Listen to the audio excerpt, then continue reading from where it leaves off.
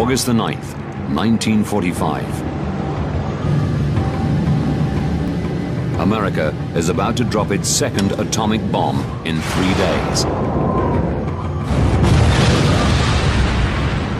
Within seconds, 30% of Nagasaki is flattened, and more than 40,000 people vaporized. 5 days later, Japan surrenders. This new superweapon is used twice to shorten the war and save American lives. That's the accepted story. But some are now challenging that history. The bomb was used, and therefore, no matter how horrible it was justified. This is a myth. Disasters don't just happen. They're triggered by a chain of critical events. Unravel the clues and count down those final seconds from disaster.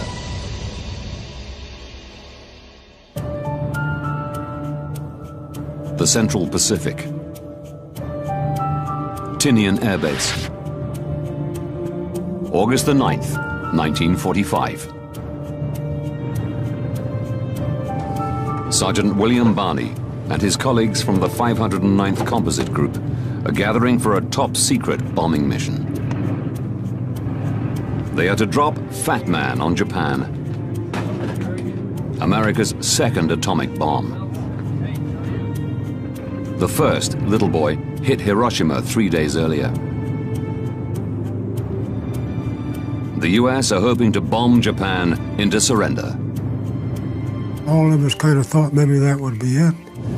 We hoped it would end the war. Barney is the radar operator on the plane the Great Artiste, one of the 3 key planes involved in the mission. Its job is to take measurements of the blast. Big Stink will film the explosion, and Boxcar will drop the bomb. 2,500 kilometers away, on the islands of Japan. For 8.5 months, its major cities have been razed to the ground as the US Air Force carry out saturation bombing raids.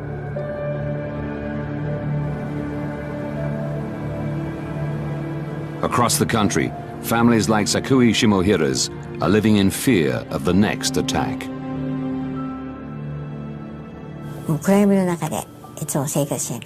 We had often slept inside the air raid shelter, but the night of the 8th, for the first time in a long time, we slept at home. 2:49 a.m.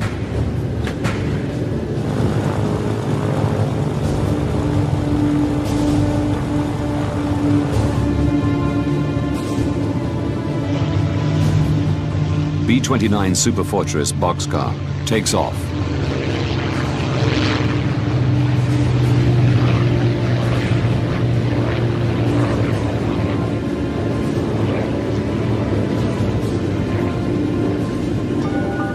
Its pilot, Major Sweeney, is the leader of the mission. Bombardier Bean is the man in charge of releasing the bomb. At the back of the plane sits Jim Van Pelt, the navigator, and Commander Ashworth, the man on board who best knows how the bomb works. The crew settles in for a 5-hour flight. First, they will regroup over the island of Yakushima. Then they'll travel in convoy to their target, the city of Kokura.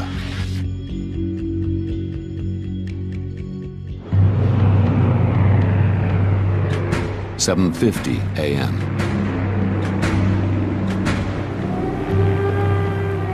A U.S. plane flies over Sakui's home.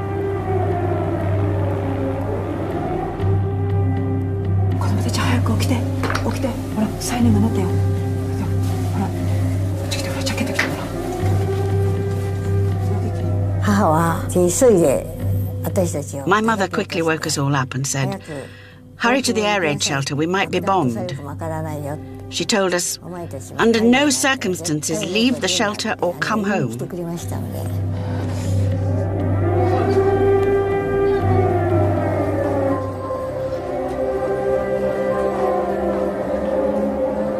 A few kilometers away, 18-year-old Sumiteru Taniguchi is delivering letters.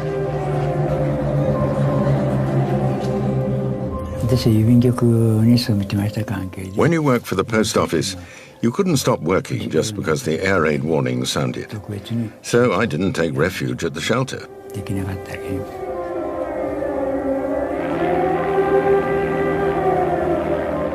It's a reconnaissance plane checking the weather, not a bomber.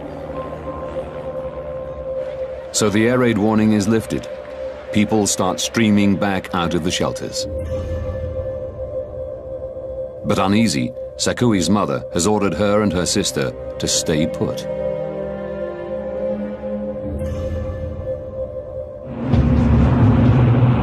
"8:10 a.m.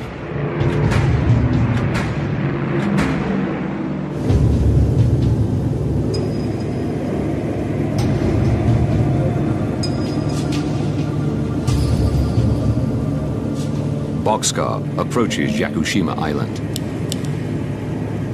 Approaching rendezvous point, Captain. Roger that, Jim. Beginning ascent on bombing altitude.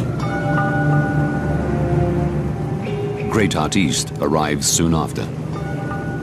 Boxcar was already there. The third plane had not showed up. The big stink is nowhere to be seen.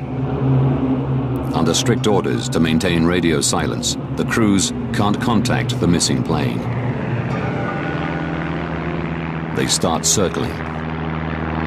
While we was there, we received the reports from our weather planes. The weather over Kokura is clear. The crew's orders are that the bomb should only be dropped if they get a visual on the target. So, they're good to go once Big Stink arrives. We got there and we waited. Theoretically, we were supposed to wait for 15 minutes. Meanwhile, 276 kilometers away, in Nagasaki, 10-year-old Sakui is still in the air raid shelter with her sister and nephew.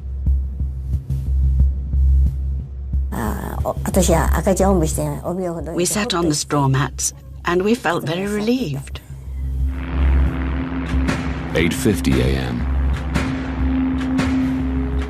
Boxcar and the Great Artiste have been circling for 40 minutes.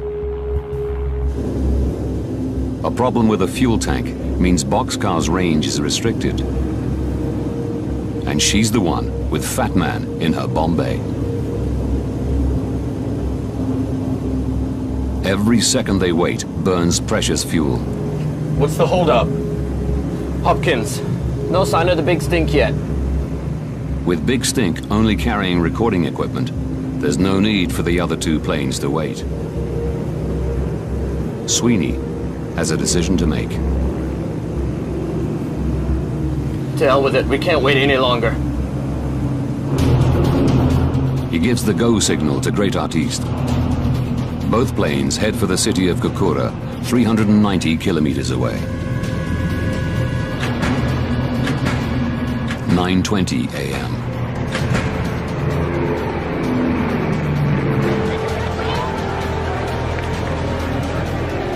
The two planes approach the city.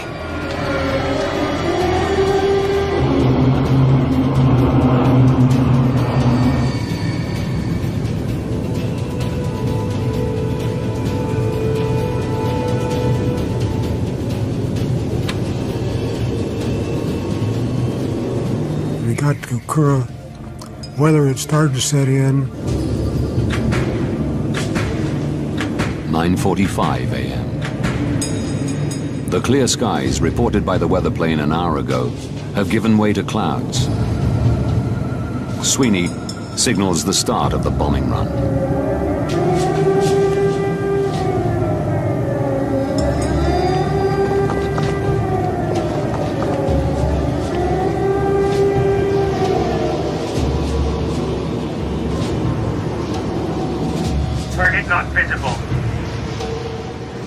reruns, we just couldn't see. 10:30 a.m.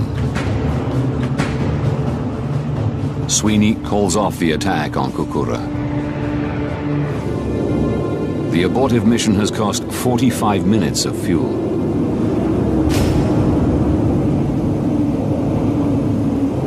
Jim, take us to secondary target, Nagasaki. 156 kilometers away. Nagasaki, the city where Sakue and Sumiteru live. What's our fuel status? Only 1,500 gallons, sir. It's just enough fuel to reach Nagasaki and safely get back to base. But only if they lighten the plane's load. They need to drop the bomb, whatever the weather conditions. Ashworth, will you accept a radar run if we cannot see the target? As the weaponeer, only Ashworth has the authority to switch to a radar drop. Yeah, it's Nagasaki. Radar or visual, but drop we will.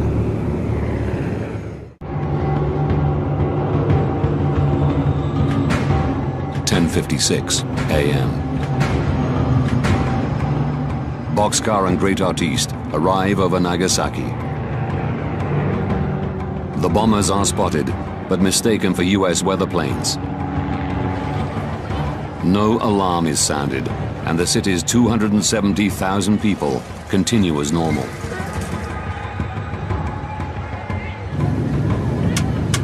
Sweeney signals the start of the radar-guided bombing run.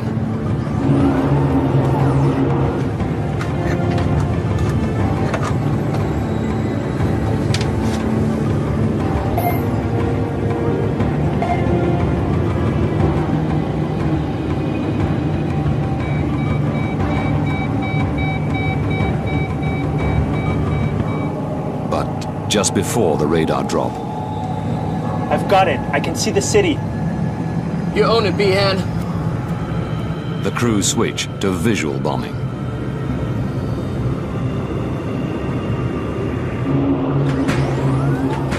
.11:02 a.m.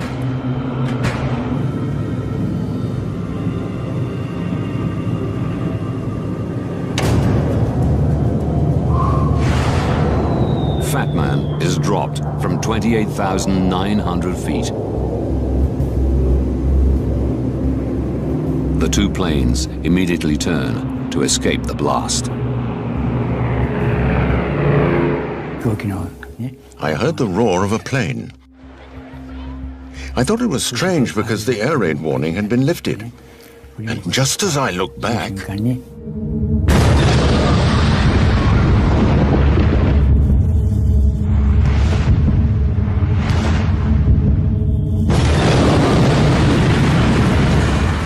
with a force of 22 kilotons of TNT, Fat Man generates heat of over 4,000 degrees Celsius and winds of up to 1,000 kilometers an hour that surge across the city.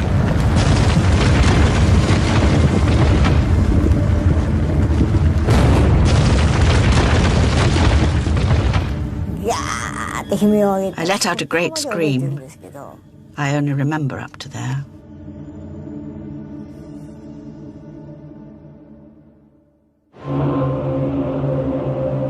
The Great Artiste circles over Nagasaki, recording the blast effects of the immediate aftermath of the explosion.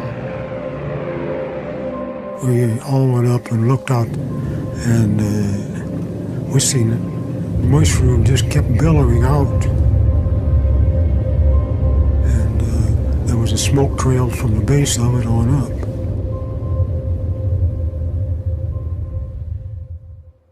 In Nagasaki, utter silence. 6.7 square kilometers of the city have been reduced to rubble. More than 40,000 men, women, and children are vaporized.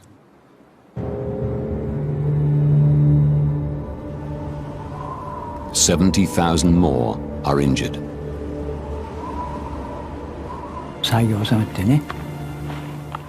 I got up and looked around. Everywhere I'd passed through, all the houses were destroyed. Only the last house I delivered post to was left.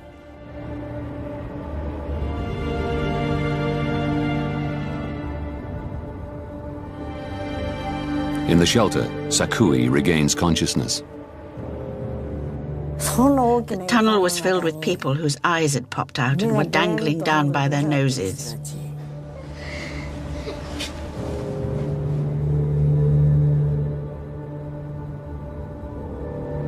Somehow, Sakui's sister and nephew also survive. Her thoughts now turn to her mother.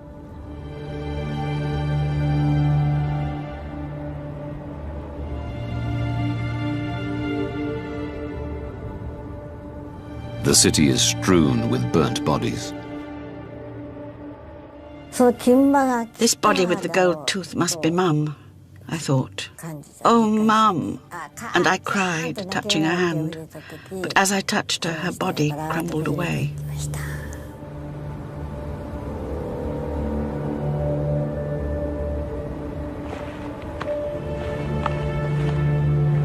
Sumiteru looks for help.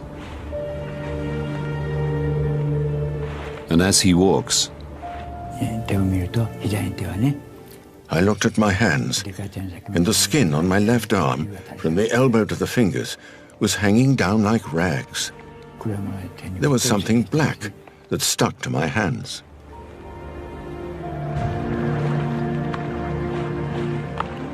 over 100,000 people were killed instantly by the atomic bombs dropped on Nagasaki and on Hiroshima 3 days before.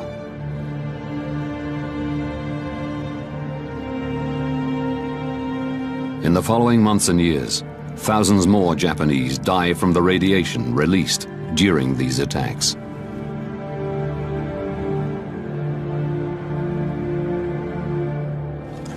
Five days after Nagasaki, America's President Harry Truman calls a press conference.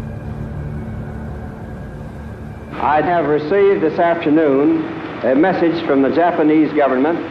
I deem this reply a full acceptance of the Potsdam Declaration, which specifies the unconditional surrender of Japan. The war in the Pacific is over. The two nuclear bombs seem to have done their job. Certainly, America argues that they were necessary to prevent a land invasion of Japan that could have claimed tens of thousands of US lives. This becomes the accepted story. But after spending 10 years scouring US, Russian, and Japanese archives, historian and author Tsuyoshi Hasegawa has come to a very different conclusion. The bomb was used, to save American lives. And therefore, no matter how horrible it was justified. This is a myth. Now, by rewinding the events of those fateful weeks and going deep into the archives, we will uncover the true story of the bomb and its effect on the surrender of Japan and the end of World War II.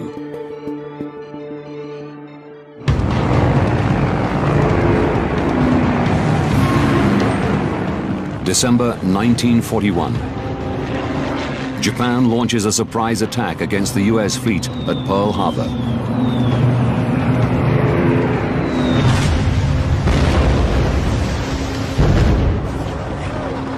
(2,402) US servicemen perish.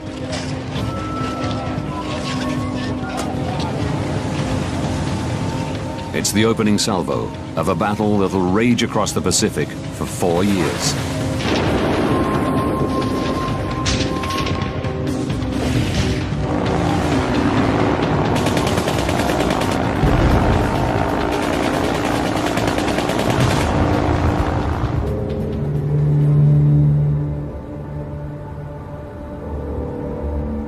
This war kills over 2 million Japanese soldiers and civilians,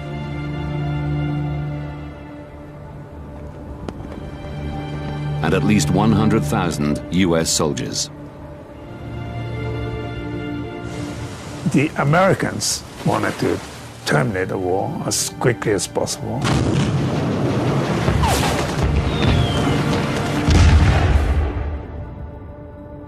By the end of 1944, US forces had secured the Mariana Islands.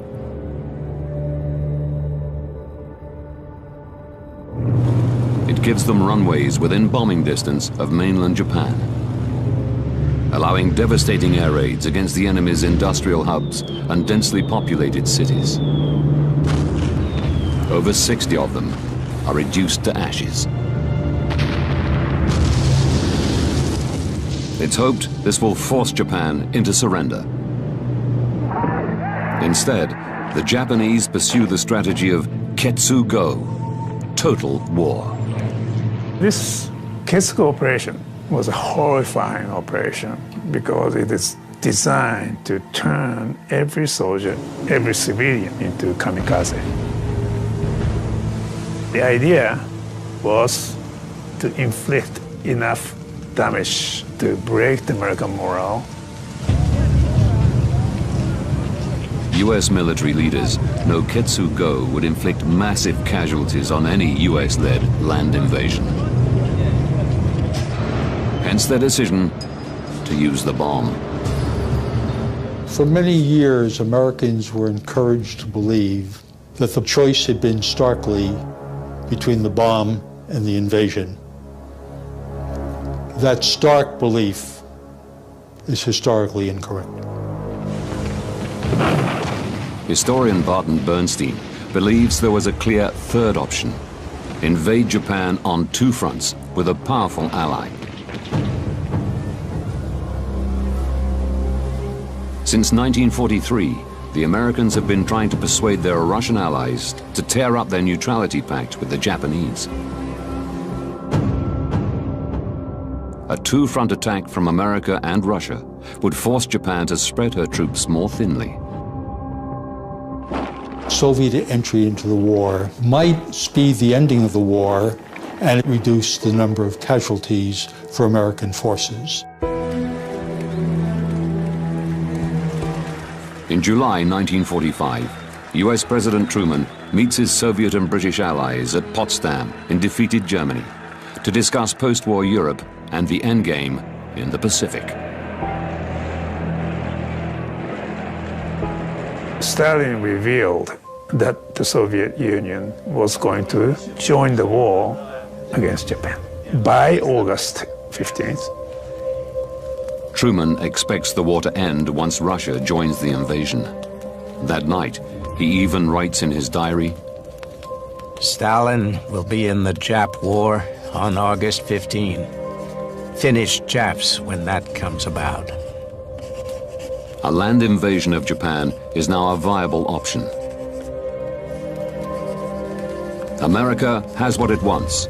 Japan will be crushed on two fronts, and US losses will be minimized. But Hasegawa believes that just when Truman gets the Russians on board, he has second thoughts. By Potsdam, the conflict between Western powers and the Soviet Union became very tense about Poland, Eastern Europe. After Germany's surrender in May 1945, Soviet forces mass in Eastern Europe. They make a huge and flagrant land grab, occupying Eastern Germany, the Baltic states, Poland, Czechoslovakia, Romania, and Bulgaria. Russia is growing powerful. For America, too powerful. Truman and his advisors fear that if the Soviets enter the war in the Far East, they'll snap up huge areas of Asia as well. Truman faced a dilemma, whether or not he should welcome the Soviet entry in the war. Soviet entry into the war would obviously save American lives. at the same time, at the cost of allowing Soviet to expand. Truman is stuck with an ally he doesn't trust. But he sees the opportunity both to end the war before Russia comes in and to show them the military technology now at America's disposal. With nuclear weapons. One bomb is ready to go.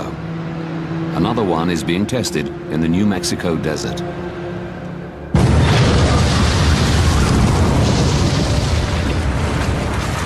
On July the 21st, Truman receives the report on the test. The test was much more successful than they had ever expected. Truman was elated.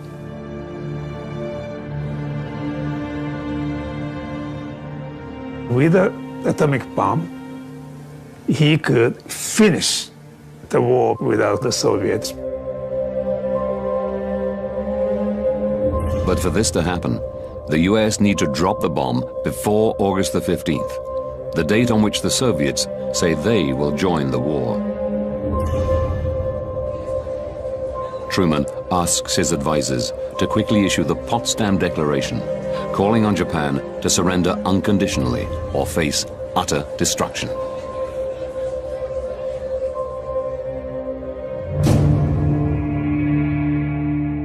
Japan's leaders ignore it. Now, there's a race between Soviet entry and atomic bomb.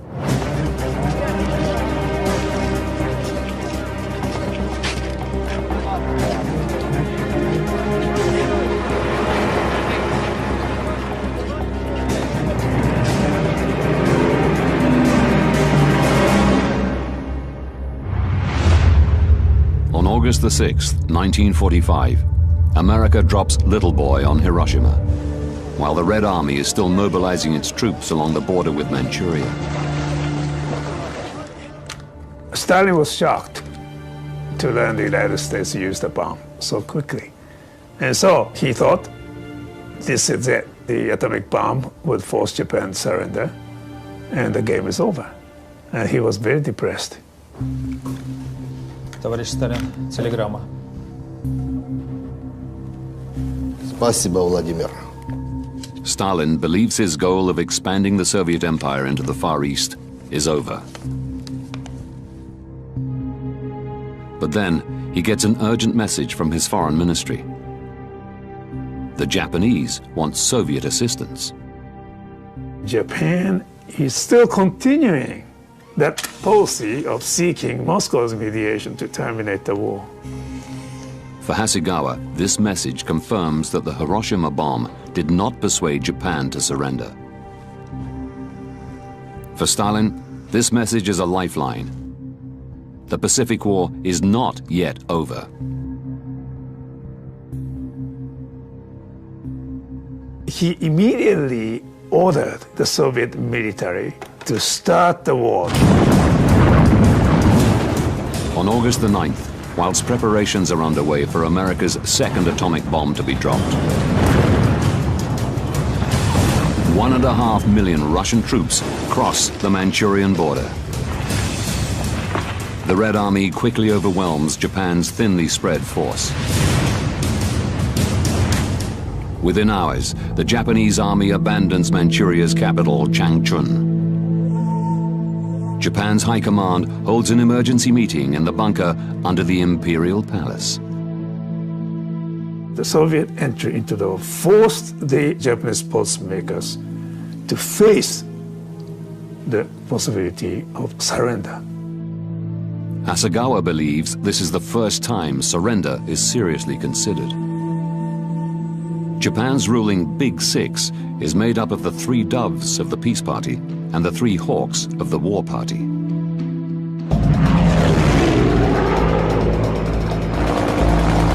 Despite having seen their navy destroyed, their air force decimated, their troops die in their thousands, and hundreds of thousands of civilians killed by firebombings and the Hiroshima bomb.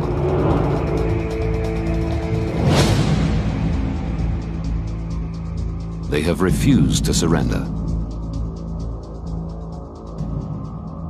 Everybody had to sacrifice. If they were killed, well, that's too bad, but that's a part of the war. But the main obstacle for the Big Six is America's terms. Our demand has been, and it remains, unconditional surrender. They fear it will mean the end of their imperial dynasty, the embodiment of Japan's sovereignty and identity. They interpreted unconditional surrender as a destruction of the emperor system, and that they could not accept. The Big Six are desperate to retain the emperor and the imperial system. But the Hawks and Doves pursued different strategies to secure it. The war party plans to inflict so much damage on the Americans with Ketsu-go that they will compromise on their surrender terms.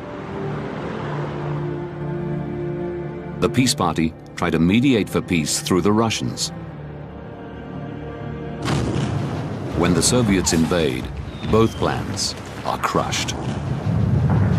Soviet entry into the war totally destroyed the hope of peace party to terminate the war through Soviet mediation.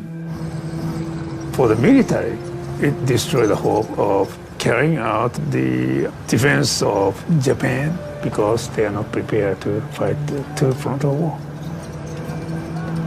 Meanwhile, as the Red Army advances, Boxcar is airborne.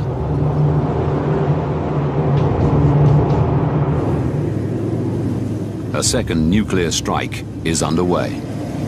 In Tokyo, the war party is still defiant. They reluctantly agree that surrender might now be inevitable, but it cannot be unconditional. To the peace party, the attaching conditions would be tantamount to continuation of war, because that will never be accepted by the United States. 10:56 a.m. Boxcar and the Great Artiste have reached Nagasaki. They start a bombing run. In the Imperial bunker, discussions are ongoing. I've got it. I can see the city. You own it, B-Hand. The argument between the war and peace parties becomes heated.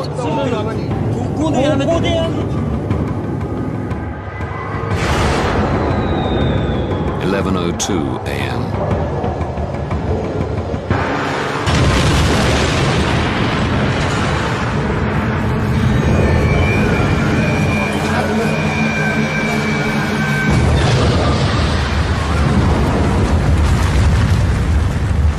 Fat Man explodes, 3.2 kilometers from the center of Nagasaki.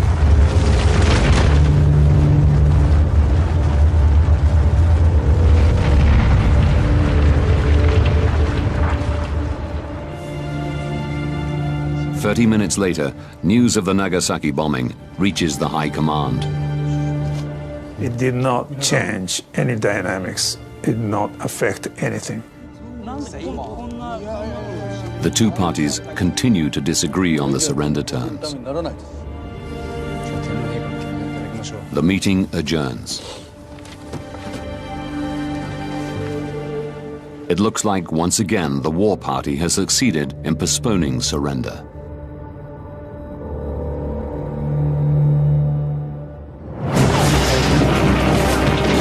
But Hasegawa discovers that the Soviet invasion has a huge impact on the peace party.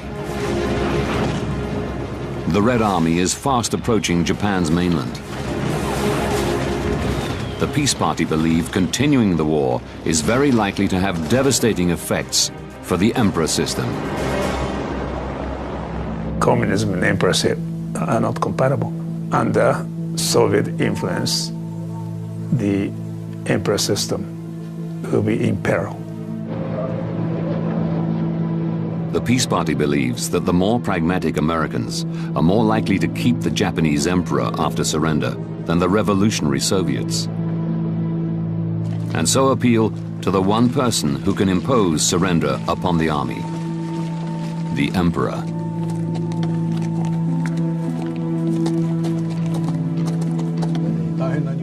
But persuading him to do it won't be easy. He's the figurehead of Japan's military campaign. Japanese soldiers are taught that their duty is to fight for the emperor. They should fight to die. You're not gonna just put the white flag and surrender. For the emperor to now argue in favor of surrender would be a devastating shock.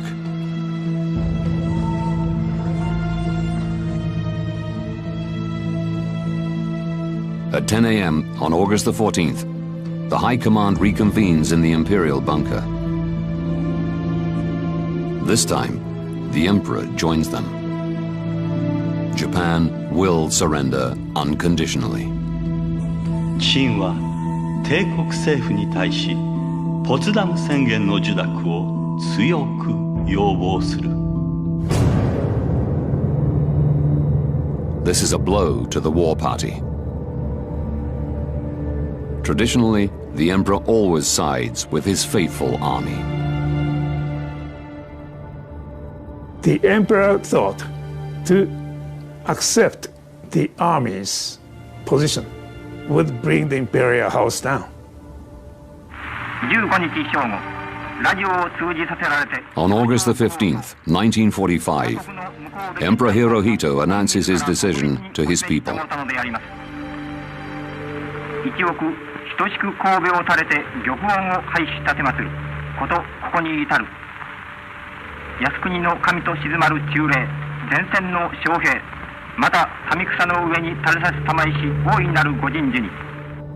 Hasegawa believes it's not the horror of the atomic bomb that leads to Japan's surrender, but the threat posed by the Soviet invasion.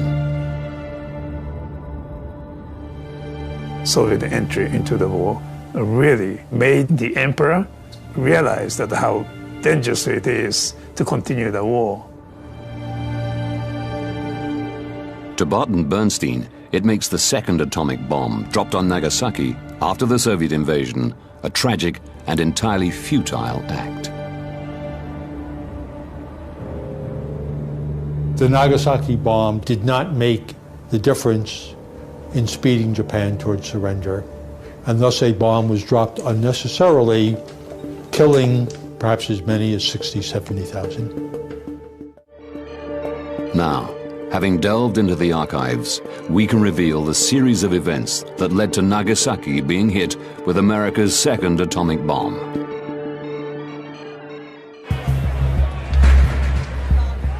"19 days to disaster. Nagasaki is spared from America's deadly firebombings. While Sakui Shimohira and her sister sleep soundly, President Truman receives a report confirming that America have viable atomic weapons.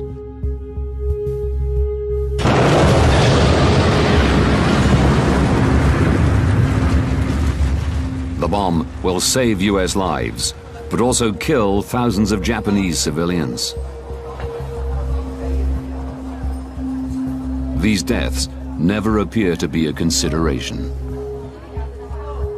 If we work through the archives, we cannot find a single time when Truman or Secretary of War Stimson or those closest to those two men ever raised the question, should the bomb be used? August the 6th, 1945. 3 days to disaster.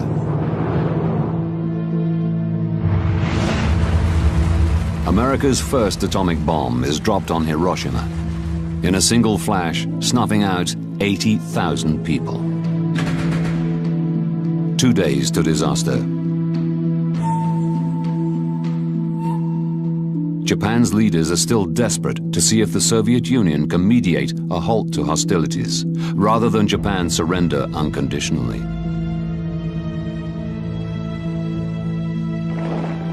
Preserving the imperial system is their top priority. Just as with the Americans, what is not taken into account is their own civilian population. As far as the army is concerned, civilians getting killed did not really matter. 12 hours to disaster. Russia rejects Japan's request for its mediation and declares war. 9 hours to disaster. Although another nuclear bomb now seems an irrelevance, the superfortress Boxcar takes off from Tinian Air Base, carrying Fat Man, a 4.9-ton nuclear device. Their targets, Kokura or Nagasaki. A horrific body count of innocents appears inevitable. But the US are more interested in testing their new weapon and maintaining an upper hand over the Soviets. By 1945, World War II had become virtually a total war in which the constraints and restraints against targeting non-combatants had been progressively eroded. After years of brutal fighting, any normal sense of humanity seems to have disappeared on all sides.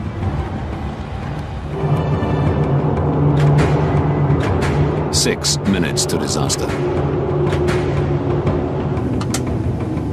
Boxcar starts a bomb run over Nagasaki.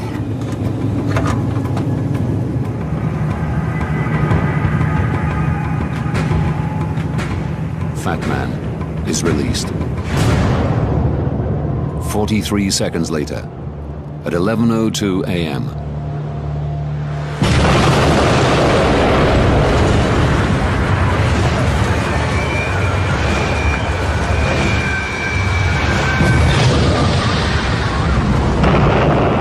Fat Man explodes.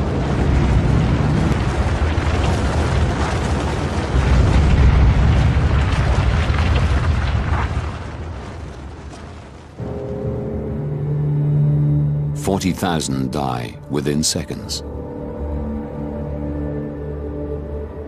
Thousands more die of radiation poisoning.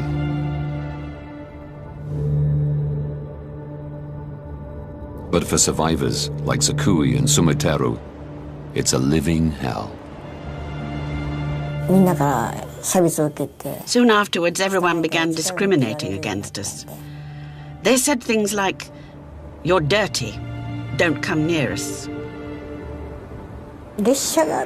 I stood on the train tracks 2 or 3 times, but I jumped back each time. I have to go on living, even if I'm alone.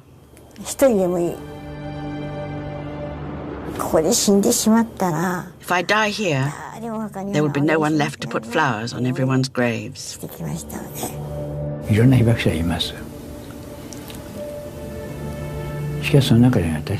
There's no one else like me. No one was directly hit, suffered such severe injuries, and spent 3 years and 7 months in hospital.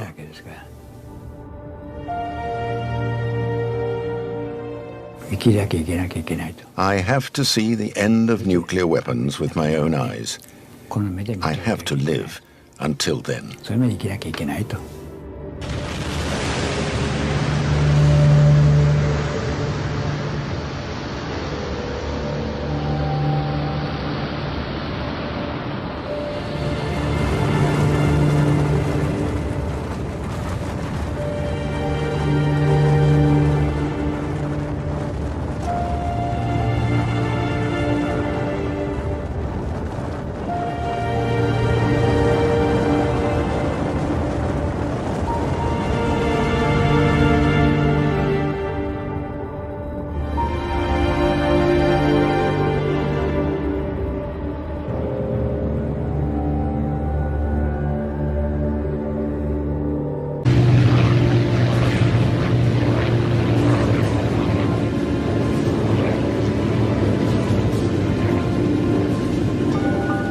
Its pilot, Major Sweeney, is the leader of the mission. Bombardier Bean is the man in charge of releasing the bomb. At the back of the plane sits Jim Van Pelt, the navigator, and Commander Ashworth, the man on board who best knows how the bomb works. The crew settles in for a 5-hour flight. First, they will regroup over the island of Yakushima. Then they'll travel in convoy to their target, the city of Kokura.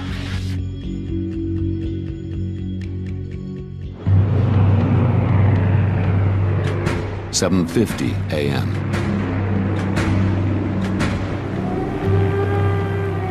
A U.S. plane flies over Sakui's home.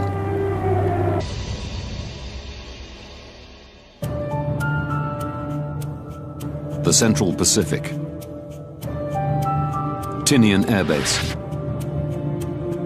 August the 9th, 1945. Sergeant William Barney and his colleagues from the 509th Composite Group are gathering for a top-secret bombing mission. They are to drop Fat Man on Japan, America's second atomic bomb. The first, Little Boy, hit Hiroshima 3 days earlier. The US are hoping to bomb Japan into surrender. All of us kind of thought maybe that would be it. We hoped it would end the war.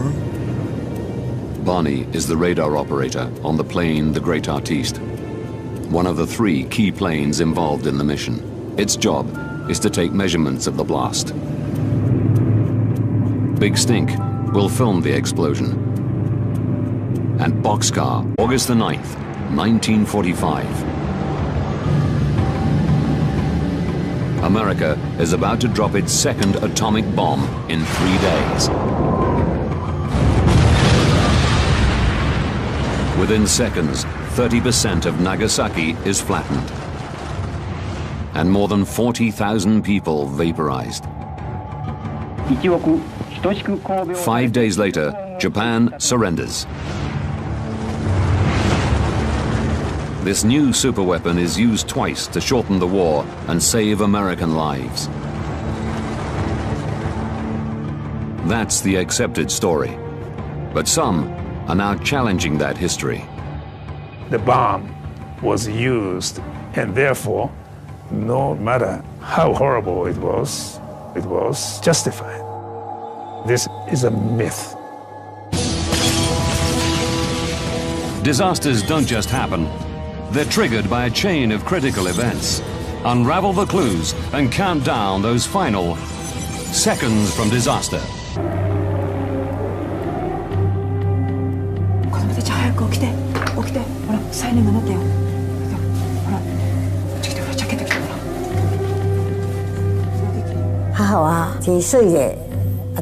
My mother quickly woke us all up and said, "Hurry to the air raid shelter, we might be bombed." She told us, "Under no circumstances leave the shelter or come home."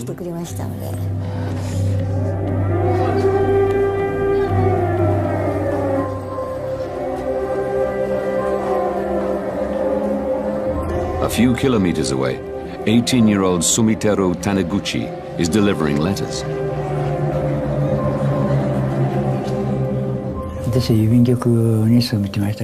When you work for the post office, you couldn't stop working just because the air raid warning sounded. So I didn't take refuge at the shelter.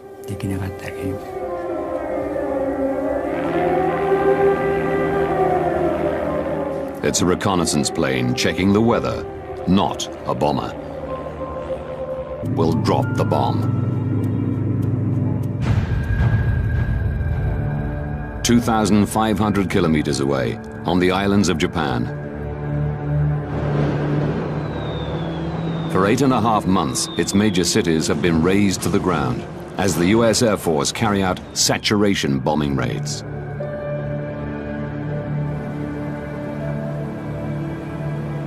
Across the country, families like Sakui Shimohira's are living in fear of the next attack.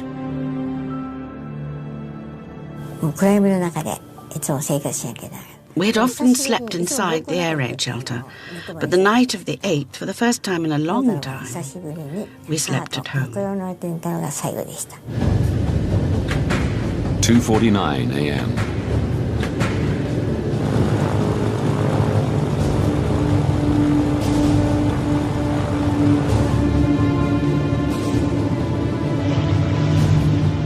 B-29 Superfortress boxcar takes off.